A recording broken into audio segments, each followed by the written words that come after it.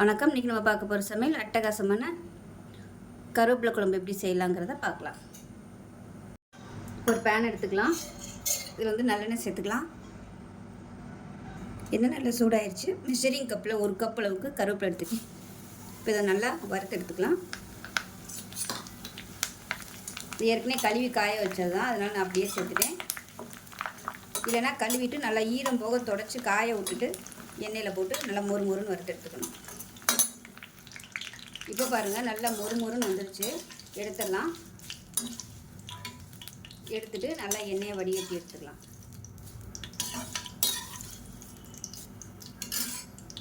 இப்போ நல்லா எண்ணெய் வடியட்டும். வடிஞ்சதுக்கப்புறமா மிக்சியில் போட்டு கொஞ்சமாக தண்ணி ஊற்றி நல்லா நைஸாக அரைச்சிட்டு பார்க்கலாம். இப்போ எண்ணெய் நல்லா சூடாக இருக்குது. 1 டீஸ்பூன் போல் கடுகு, 1 டீஸ்பூன் சோம்பு, 1 டீஸ்பூன் போல் உளுந்து, சின்னதாக 3 துண்டு பெருங்காயம், ஒரு 3 வரமிளகாய் சேர்த்துக்கலாம்.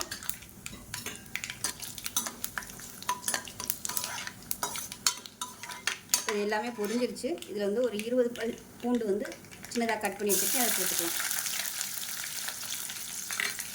இது கூடவே நல்லா ஒரு கை அளவுக்கு சின்ன வெங்காயம் அதையும் சேர்த்துக்கலாம். சின்ன வெங்காயம் சேர்த்திங்கன்னா தான் டேஸ்ட் நல்லாயிருக்கும். மீடியமான ஃப்ளேமில் பொன்னிறமாக வதக்கிக்கலாம். இப்போ பாருங்கள், வெங்காயம் நல்லா வதங்கிடுச்சு. இப்போ இந்த ஸ்டேஜில் அடுப்பு நல்லா குறைச்சி வச்சுட்டு குழம்புத்தூள் சேர்த்துக்கலாம். நான் ஒரு 3 ஸ்பூன் அளவுக்கு குழம்புத்தூள் சேர்த்துக்கிறேன். இப்போ காரத்துக்கு தேவையான மிளகாத்தூள் சேர்த்துக்கலாம். நல்லா காரமாக வேணால் நல்லா ஒரு 2 டேபிள் ஸ்பூன் சேர்த்துக்கோங்க. இந்த குழம்பு நல்லா காரமாக இருந்தால் தான் நல்லாயிருக்கும். இப்போ லேசாக எண்ணெயில் பரட்டி விட்டுக்கலாம். லேசாக 2 பரட்டிட்டு மீடியம் சைஸாக 2 தக்காளி மிக்சியில் அடித்து வச்சுருக்கேன், அதை சேர்த்துக்கலாம்.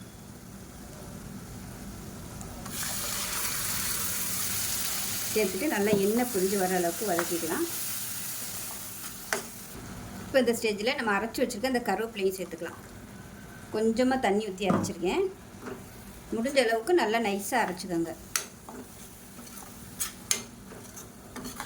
நல்லா கலந்து விட்டுட்டு நல்லா எண்ணெய் பிரிஞ்சு வரட்டும்.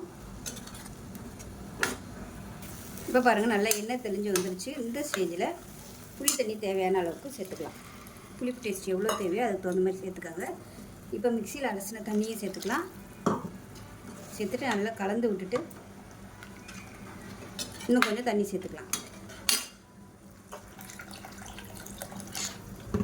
தண்ணி சேர்த்துட்டு நல்லா கொதிக்கட்டும். இந்த குழம்பு திக்காக இருந்தால் தான் நல்லாயிருக்கும். கொதிக்கட்டும். உப்பு சேர்த்துக்கலாம். குழம்புக்கு தேவையான உப்பு. உப்பு பாருங்கள், குழம்பு சூப்பராக ரெடி ஆகிடுச்சு. நல்லா கம்மன்னு பாருங்கள், எண்ணெயெல்லாம் தெளிஞ்சு அருமையாக வந்துருச்சு. இப்போ அமர்த்திடலாம்.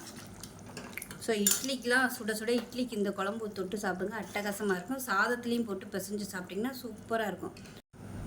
சாதத்தில் கொஞ்சமாக போட்டு பிசைஞ்சு சாப்பிட்டிங்கன்னா அவ்வளோ அட்டகாசமாக இருக்கும். ஸோ இதுக்கு அப்பளம் சூப்பராக இருக்கும். செஞ்சு பாருங்கள். செஞ்சு பார்த்துட்டு எப்படி இருந்துச்சுங்கிறத சொல்லுங்கள். வீடியோ பிடிச்சிச்சின்னா லைக் பண்ணுங்கள், கமெண்ட் பண்ணுங்கள், சேனலை சப்ஸ்கிரைப் பண்ணுங்கள், பக்கத்தில் பெல் பட்டனை ப்ரெஸ் பண்ணுங்கள். நன்றி.